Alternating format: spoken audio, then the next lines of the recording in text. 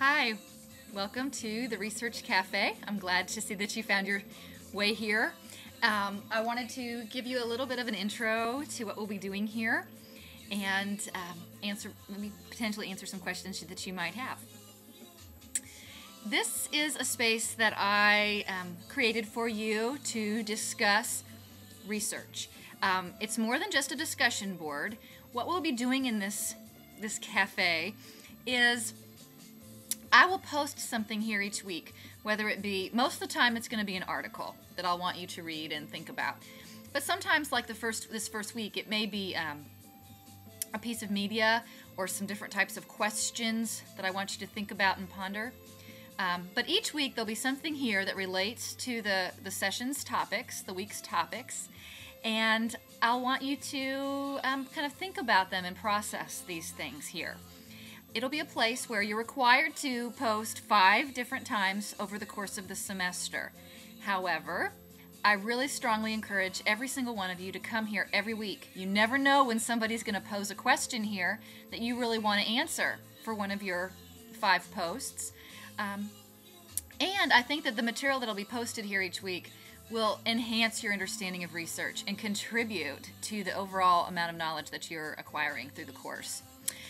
What you'll do when you come to the Research Cafe is you'll see what media or material is here for you to look at, what's posted here for you. You'll read it or view it or contemplate it, whatever is appropriate for that media. And then you have a choice of the ways that you'll respond to the cafe. And your syllabus outlines those for you, and I'll just go over those briefly for you. I have another computer open here to my right, so if you see me looking over here, it's because I'm looking at the syllabus to make sure I'm giving you the same information I gave you in the syllabus. One thing that you can do is provide a summary of the article's main points or the piece of media's main points. Remembering that your peers have probably read the same article or viewed the same media piece, so you want to give a summary to a person who you're assuming has also experienced the material. Be sure to provide them with the major take-home points. You could also provide a critique of the article or the piece of media, discuss the strengths and the limitations, address validity and reliability issues. And that's something that I encourage each of you to think about in each thing you read this over this course of this semester. Reliability and validity are something that you'll hear often in every class, and it's something that is sort of at the heart of research methods. So if that's something that you're not too sure you know the answer, you know the correct definitions to, dig into that. Really try to get to know what those terms mean. Write a post about them. I will give you detailed feedback and let you know if you have any misconceptions. It's the best way to learn. And address theoretical perspectives utilized by the authors and discuss the appropriateness of that theoretical perspective. That's the second option. Third option is you can discuss how this article specifically relates to the session topics and the other assigned readings for the week that you're looking at.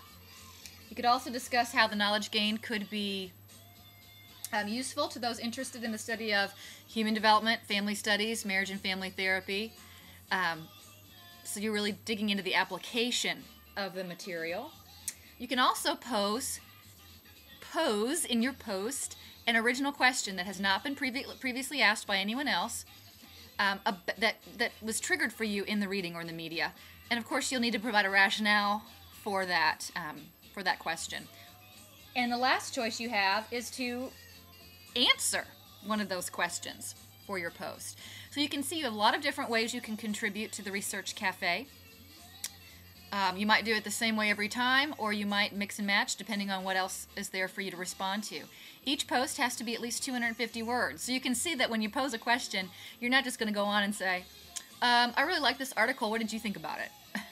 This is where you're really looking at there's a question triggered for you. Maybe the way they interpret their findings makes you think, well, wait a minute, I don't know that you have data to support that. My question is,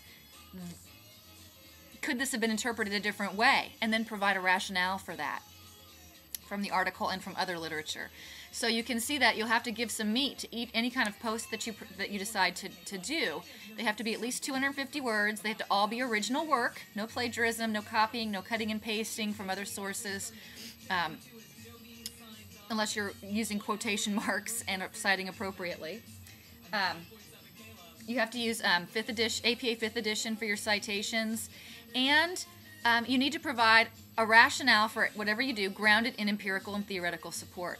So every one of these posts I will expect citations and references for each of these posts. So I think it'll be exciting. As I said, even if you don't intend to post each week, each one particular week, I encourage you to come to the cafe and sort of, grab a cup of coffee and sit in here with us and see what others are doing. If this is your first online class, you might want to just visit the first couple of weeks and see how other people's posts are being formulated and responded to, and get sort of a feel for the place, I guess, if you will. And enjoy it. I've tried to come up with a way that we can still discuss the material and have some meaningful postings to a discussion board, but in a way that maybe isn't quite so dry as I have found discussion boards in my previous classes to be. I just sort of felt like that was a part that students didn't enjoy quite as much as other things. And so I'm trying to think of a way to make it a little more exciting for us. So please embrace this idea. Come visit each week, see what we're doing here. Read, answer the questions. You never know when something's going to be there that you really want to respond to, and that'll be that's an opportunity for one of your 5 posts. So, as I said, you're required to do 5 for this course, but I encourage you to come every week. Those 5 posts that you do must be during the week that they are related to. So if it's the Research Cafe for week 6, your post must show up during week 6 to receive credit. So you can't go back at the end of the semester and answer, post things to previous weeks. That will not receive credit. That would be considered late work. So all the posts for each week are due by 5 p.m. on the due date on the syllabus, the end of the session. And those are Tuesday afternoons at 5 p.m., except for the last week of class, which is a Friday 5 p.m. deadline. So be sure you're aware of that on the syllabus.